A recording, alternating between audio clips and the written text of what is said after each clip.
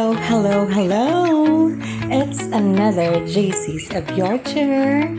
We are going to dun, dun, dun, Thailand. So we take off almost midnight na, and we arrive in Suvarnabhumi Airport past 2 a.m. Almost 2.5 hours lang yung biyahe. Touchdown, Thailand!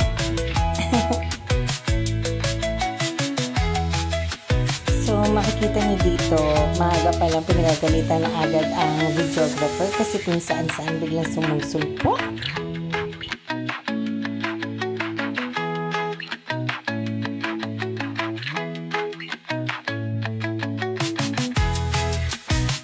Unang tour, 7-Eleven, Thailand.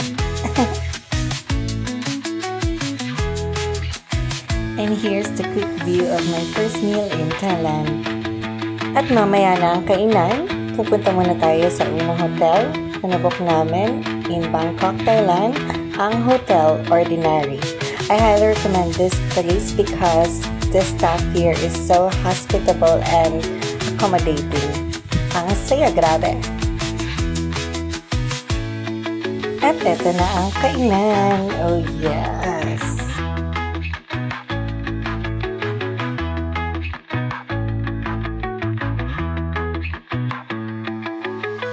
So I think the shrimp fried rice is about 50 baht, while the 6-in-1 sushi is around 35 to 45 baht, and the bun filled with bean curd na parang lasa siyang munggo na nasa tinapay, 8 baht lang yan.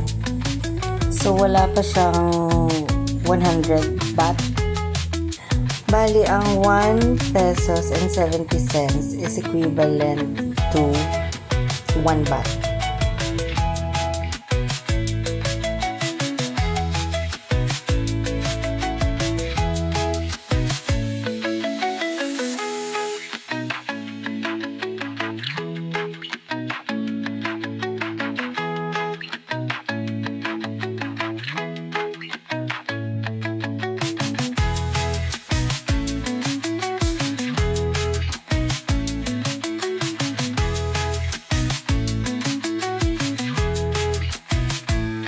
Iba yung pagkakahawi ko dito. Ganda ng smile, oh.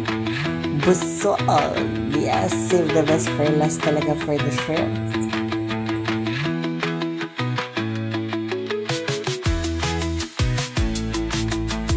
And welcome to our first day in Thailand. Sawadee ka!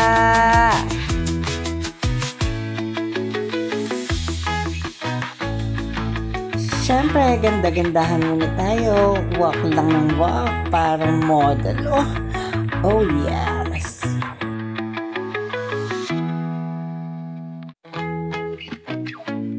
Oh, lilingon pa yan. Ay, tigas ng ulo.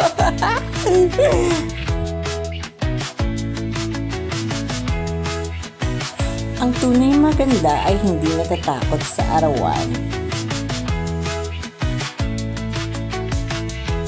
At so, kas nandito na kami sa Platinum Mall, kakain kami sa may food court.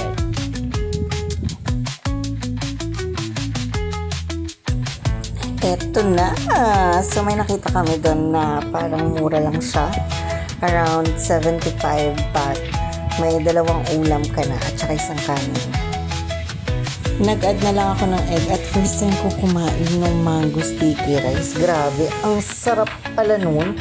Biko lang pala yun ng teteng na may kasamang fresh na mangga. Pagkatapos sa mga picture-picture, nag-power nap kami dahil pupunta kami sa nabook namin tantanan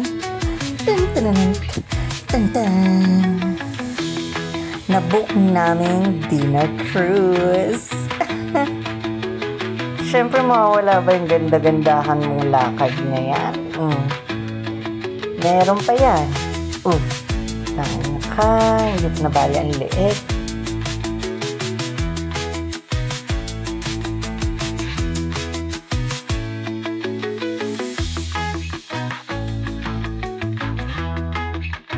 So in this part, we are still waiting for the pila para sa sasakyan naming yacht. Wow! Yacht talaga! So nabook namin tong Royal Prince Cruise for about 2,066 pesos. If I'm not mistaken. Gusto kong malaman nyo na hindi ko muna na-enjoy yung view sa labas dahil para akong nagmukbang talaga. Ang sarap ng mga pagkain. Nakakaloka. Lalo na yung hipon. Ang laki. Sobrang laki. Sa dinner cruise na to, may mga performer siya. May dancer, may singer, at kung ano-ano pang hindi ko naman masyadong inintindi. Gawa nga na ang sarap ng pagkain. Pero after that, lumabas kami. Umakyat kami sa taas kasi nasa may aircon kami. Ang init kasi. So, ayan na. Maya-maya magsasayaw kami. May mga nakakatawang part talaga, nakakaloka yung YMCA.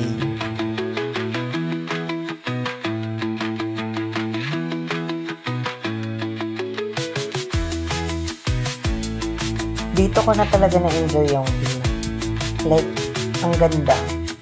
Kabog. Kayang-kaya natin ito sa Pasig River eh.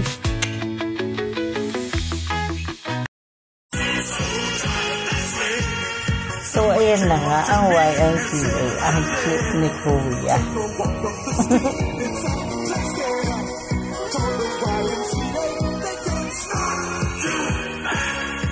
At syempre, alam mo na ang Pinoy, hindi magpapakabog, oh. Todong-todo eh. Oh, sige, ipasweet mo lang, girl. Yes.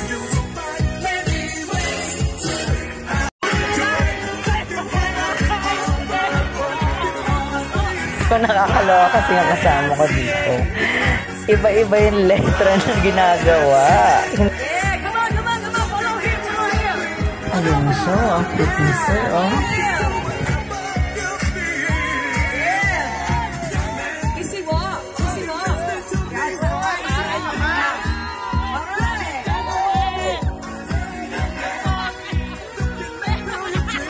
Diba, nahihingi ako sa background. Ang pogi.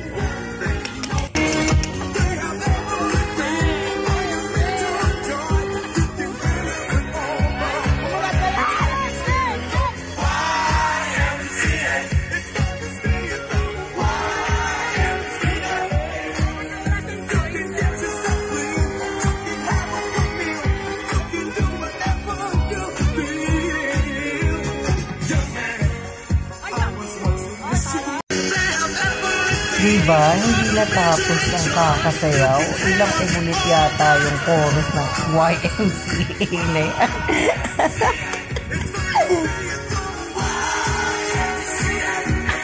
At ito na yung famous na icon sayaw. Ganda. Pero akala nyo ba dyan natatapos yung pagsayaw? Hindi, bumaba pa kami. Laban na laban pa kami, oh.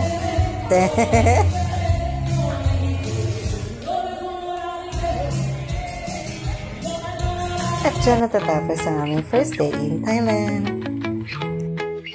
Welcome to our second day in Thailand! Sawadee ka! And today, we're going to visit the Wat Arun Temple, also known as the Temple of Dawn. Dito nagbihis kami ng traditional clothes.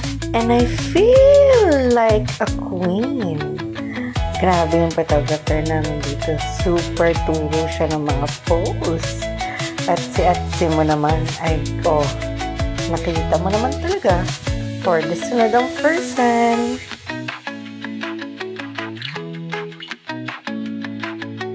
At syempre, hindi matatapos ang video na to kung walang lakad-lakad moment. Yes. Saka nakitang Reyna nagtagahawak din ng payong. Ay, sus! Natapos na nga ang araw at umuwi na kami para kumain. At syempre, fine. So, I'm gonna eat rice and dumplings from 7-Eleven. So, this is the dumplings with sauce. And I have my dessert on chocolate mousse cake.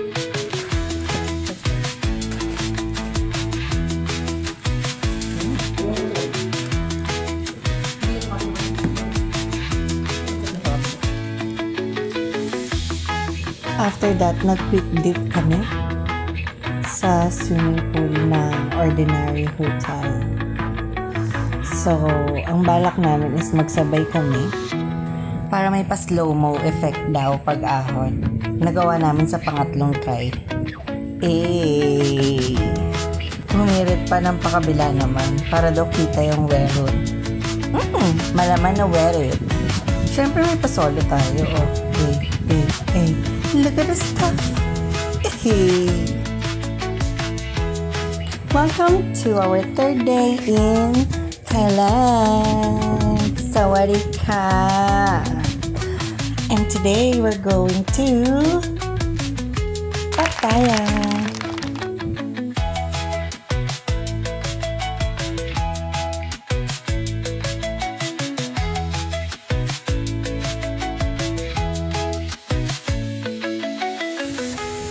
And now we arrive in Pattaya. We booked the hotel T Plus. And here's a quick view of our hotel. Sobrang quick, di ba? Kasi papunta na kami yan sa Long Lodge Pattaya Conventional Exhibition Center. Kabog. And first time ko makakita ng elepante. Nakakatuwa sila. Ang cute-cute nila. At nakakaloka kasi muntikan pang magkita yung parehong ilong sa ilalim ng padla. Charot! So we booked this tour for like 700 pesos yata. I'm not sure. Pero sa Klook to for sure. Lang. At handar na naman ang katarungan ng badla. Luwag siyang kinaputya, kinatatakutan, nabuhay sa mundong puno ng panganib at kalungkutan. At nang dahil sa tulong ng Mahika, naiba ang ikot ng kapalaran ni Fatima. Olo? Mapaimang o Bernadette pa, patuloy pa rin ang pagdating ng mga problema. Kailan nga ba matatapos ang paghihirap ni Fatima? Paano at kanino niya ba matatagpuan ang tunay na ligaya? Will Imang live happily ever after? Ang fairy tale farewell ng pinakamamahal nating kampanerang... So ano nga bang makikita niyo dito? Makikita niyo dito ang different kinds of garden, different kinds of plants, flowers, dinosaurs, buhay gumagalaw, different kinds of animals, mga kahayupan, at ang daming klase ng cactus na kahit di dinidiligan ay umuusbong. Parang ako. Kaya naglakad-lakad na lang siya. After that, we went back to the hotel and we had a quick dip in the swimming pool and then we went out na. Pupunta kami sa The Walking Street, Pattaya. And please do not forget to follow me in TikTok at JCPAbyar. That is A-B as in baboy, I-A-R. Day 4 na! Sawadee ka! Bumalik na kami agad sa Bangkok from Pattaya sa Hotel Ordinary and then umalis kami kagad para mag-lunch. Then bumalik kami sa hotel para mag-relax lang for the entire day. Then kinabukasan, nag-mall lang kami, kumain hanggang sa ginabi na kami. And this is our last night. Dahil ang flight namin is around 11 p.m. At dali-dali kami pumunta ng 7-Eleven sa Suvarnabhumi Airport para mag-ubos ng bat. Charot! So bumili ako dyan ng maraming shrimp fried rice para madala natin dito sa bansang Pilipinas at may experience naman ng mother, sister at ng pamangkin ko ang lasa. Ang sarap kasi. So there is an hour delay sa flight namin. So nakaalis na kami ng around 12 midnight. Pero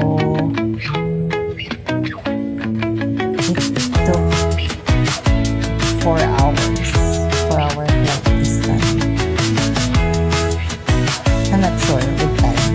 Basta nakarating kami sa ang bansang Pilipinas. At napakasaya ng experience ko. Sana nag-enjoy kayo dahil nakauwi na ako. And don't forget to like and subscribe. Bye!